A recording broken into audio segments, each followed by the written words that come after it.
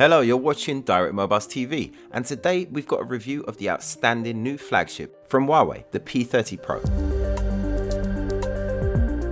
If you love your photography, then you're going to want to keep watching this episode, because this phone has unbelievable photographic capabilities. It's a follow-up from last year's amazing P20 Pro, the first triple lens camera system that we saw on a smartphone. And as you'd expect, this year they've gone one better and now have a quad camera system produced in conjunction with Leica.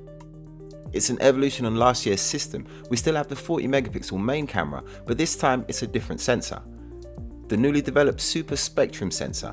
Usually camera sensors will filter red, green and blue light and then construct an image from those colors. The Super Spectrum sensor filters red, yellow and blue light and is capable of separating the green from the yellow to be able to produce an image.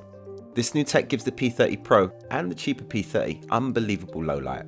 Even in conditions darker than what your eyes can see, the P30 Pro will still take a fairly clean and well saturated shot without you having to hold the camera still for a few seconds like you do in the night mode.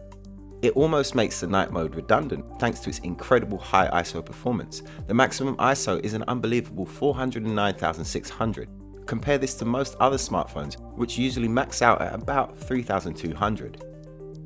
But that's just the first sensor. There's another 3 to get through.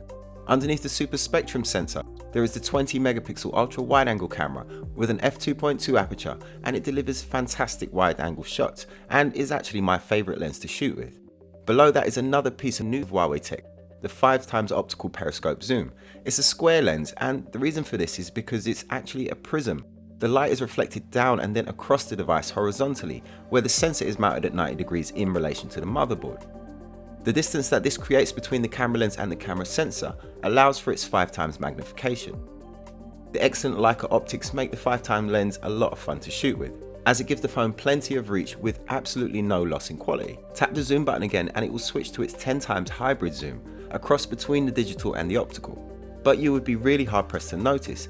10x magnification looks great, and it's very hard to notice any loss of quality at this focal length. Optically, it's capable of shooting between 16mm and 125mm in full frame terms. The hybrid zoom pushes that up to 250mm, but if you go all digital, the maximum zoom range of the P30 Pro is an incredible 50x, simulating a 1000mm lens. However, as you can probably imagine, at this magnification there is a significant drop in quality, and in my opinion the usability of the digital zoom peaks at around about 25 to 30x. The fourth camera on the P30 Pro is the new 3D time of flight sensor, which is this tiny lens underneath the LED flash. This camera is here exclusively to allow the camera to accurately map what it's looking at, so it can understand how far objects are away. This gives it the ability to create much more natural looking portrait shots, with a smooth gradual blur between the background, the subject and the foreground. This also makes augmented reality apps and games much more convincing and with a much higher degree of accuracy. Around the front, and it's seen another significant boost in technology, the selfie camera is now a 32 megapixel unit, which shows much better quality than what we're used to seeing.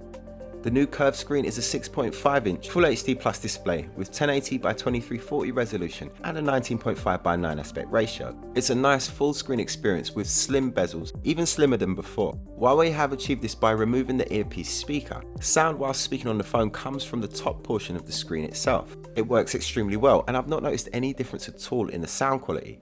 In fact, sound quality when speaking on the phone is excellent. The loudspeaker isn't quite as loud as I'd hoped it would be, but it does have a very good quality of sound. It's a single mono down-firing speaker. The P20 Pro used the earpiece speaker for the stereo sound. Huawei say that this gave the P20 Pro a slightly uneven sound and claimed that the single speaker in the P30 Pro does a much better job. Staying on the front, and there's even more new tech. The new in-display fingerprint scanner works extremely well. It's much quicker and much easier to set up than the one that we saw on the Mate 20 Pro, and it very rarely fails to recognize my fingerprint. Plus, I find the speed to be more than acceptable.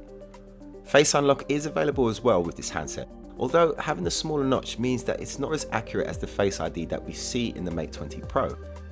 Face ID on the Mate 20 Pro will recognize you even in very tricky conditions. It will even recognize you in total darkness. It uses the tech packed into the notch to create a 3D map of your face. With the P30 Pro, it's just relying on the camera, so if the lighting conditions are not good, it will fail to recognize you. Under the hood of the P30 Pro, there's the powerful Kirin 980 processor, supported with 8GB of RAM and a choice of 128GB, 256GB or 512GB of onboard storage. Power in the device is a very impressive 4200 mAh battery, enough for even the most power-hungry of power users to comfortably get through the day, and even 2 days for the rest of us. But even when this is gone, charging up using the included 40-watt supercharger will get you back up to 70% in just half an hour. It's unbelievably convenient and one of the things I love the most about the Huawei flagships. Overall, the Huawei P30 Pro is just an incredible device. Although it is a photography specialist, the camera is undoubtedly the best on any smartphone at the moment. But to give us this stunning new tech, and to bring it in at a competitive price, it seems as though Huawei have had to make some compromises. The screen, for example, is a much lower resolution than what's found on the Mate 20 Pro, and on much of the competition. It's still a very high quality OLED display. However, if you're more into watching content than you are into photography, then something like the Mate 20 Pro or even the Galaxy S10 might be a better fit. But if you're anything like me and you're really into photography, or even if you just have a passing interest, then you probably will forgive the low resolution screen and the mono sound for this amazing camera system. We have over 24 years of award-winning customer service, so find your next phone at Direct Mobiles.